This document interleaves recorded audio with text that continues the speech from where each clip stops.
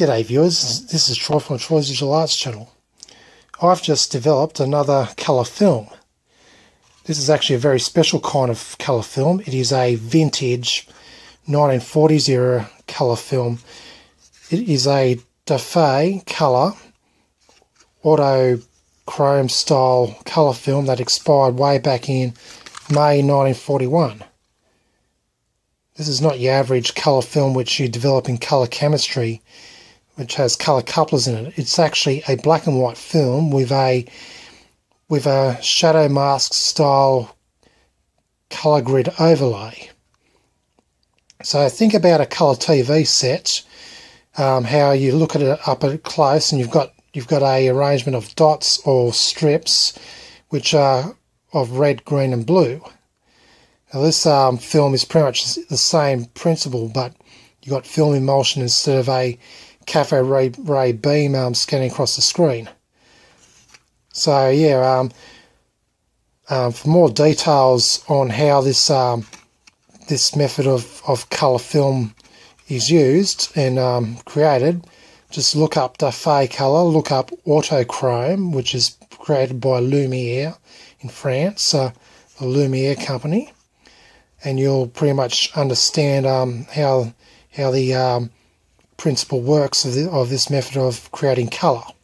So basically, yeah, you got black and white film with an overlay of colour dots or colour grid, and from a distance it pretty much makes up a full colour picture. On close-up you'll see each individual dot. But anyway, yeah, the resultant picture is a colour picture. Anyway, yeah.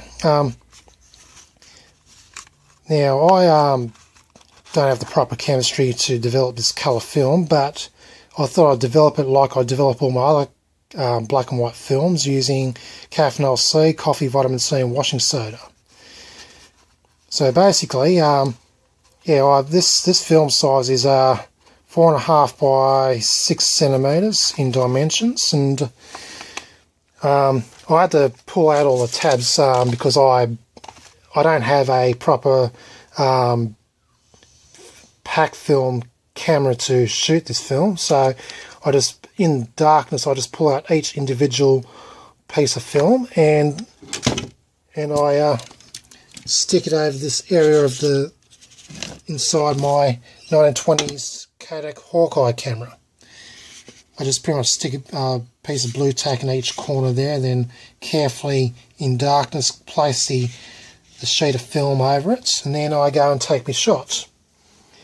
Now, given the age of the film, I decided to rate it at 0.5 ISO, so I had to expose the film for quite a fair bit of time to get an image on it. And yeah, I developed it in caffeine C delta. I developed it at around 25 degrees Celsius for 6 minutes and fixed for 5 minutes. And I developed it as a negative instead of a positive. Normally you reverse it to a positive, but I decided to develop it as a negative, and lo and behold, we have a colour image. I'll try and focus it. But wow, this 1941 colour film actually works.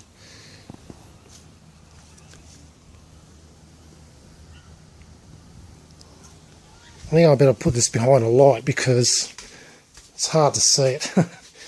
So bear with me for a sec.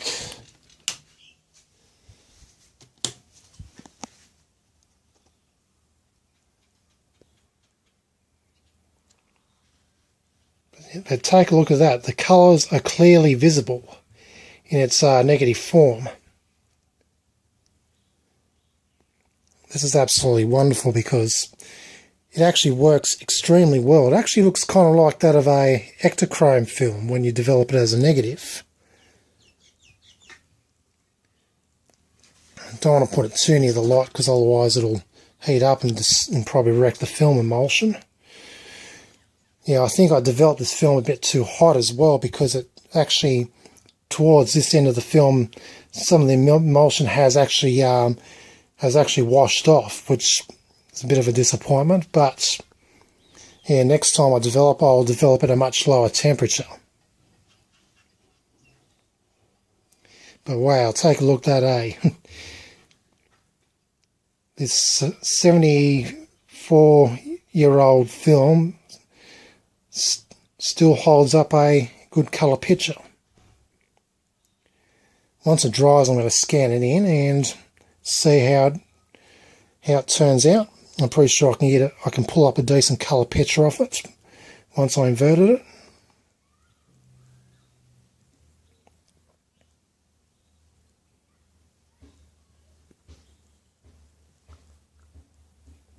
Yeah, take a look at that. That's absolutely awesome. And the shot that I've taken is of these cans of spray paint and WD-40 and Brasso and other bottles.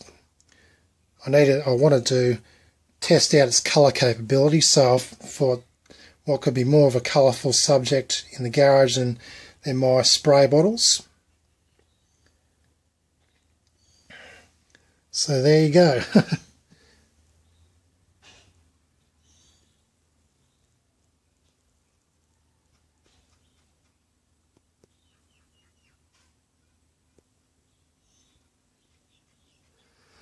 Anyway, I'm so pleased that this worked out because, yeah, I've got still another 6 exposures of this DUFAYCOLOR film, and I'm going to go shooting it around the Illawarra and take some nice scenery snaps and snaps of other things of interest, do some macro photography with it. It's going to be a lot of fun. It's just totally amazing that such an old colour film of such a vintage can still pull up a good colour picture. Anyway, I won't drag things on too much.